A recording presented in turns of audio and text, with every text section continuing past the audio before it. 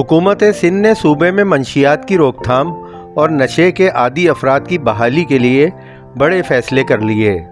سڑکوں، fly overs, green belts پر ڈیرا جمائے رکھنے والے نشے بازوں کو اب بحالی مراکز میں رکھا جائے گا۔ صوبے بھر میں تمام نجی بحالی مراکز کی رجسٹریشن کا بھی فیصلہ ہوا ہے۔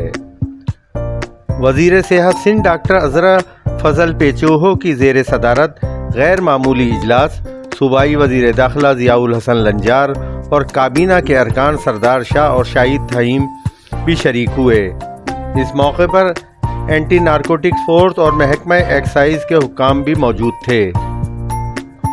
حکام نے سندھ میں منشیات کے پھیلاؤ اور اس کی روک تھام سے متعلق اقدامات سے آگاہ کیا۔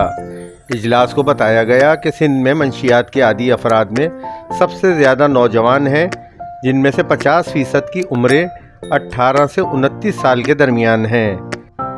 اجلاس میں یہ انکشاف بھی کیا گیا کہ سندھ کے تعلیمی اداروں کے کیفیٹیریاز، اطراف میں کھڑے ہوئے ٹھیلوں پر نشہ آور اشیاء فروخت ہوتی ہیں۔ وزیر صحت سندھ نے کہا کہ حکومت سندھ نے صوبے میں انسداد منشیات اور بحالی مراکز کے قیام کے لیے قانون سازی کا فیصلہ کیا ہے اور تعلیمی اداروں کو منشیات کی لعنت سے پاک کیا جائے گا۔ انہوں نے بتایا کہ اینٹی نارکوٹکس کے اقدامات مزید سخت کیے جائیں گے۔ اس اقدام کا مقصد مستقبل کے معماروں کا تحفظ کرنا ہے۔ اینٹی نارکوٹکس فورس کے حکام نے وزیر صحت سندھ کو یقین دہانی کرائی کہ ان کا محکمہ منشیات مافیا کے خلاف مشترکہ مہم کے لیے ہر قسم کا تعاون فراہم کرے گا۔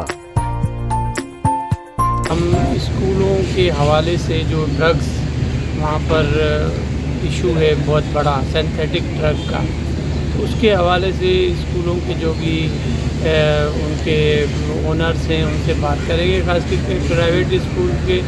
اس کے علاوہ ہم ایک ایکٹ لا رہے ہیں جس میں کہ کوئی یہ جو باہر زیادہ تر آپ نے پلوں کے نیچے لوگ دیکھے ہوں گے ایڈکٹس، یا اور جگہوں پر کافی منشیات ایڈکٹس ہیں جن کو ریہیبلیٹیشن سینٹر میں لے کر جایا جائے، اور وہاں اگر ان کے ساتھ کوئی خدا نہ خواستہ، کیونکہ وہ پہلے ہی ڈرگ ایڈکٹ ہوتے ہیں، تو ہو سکتا ہے کہ ان کو کوئی سیریس قسم کی صحت کی پرابلمس ہو جائیں، تو اس کے لیے وہ ایکٹ ہو جس میں ان کو لیگل کور ملے، اور ہم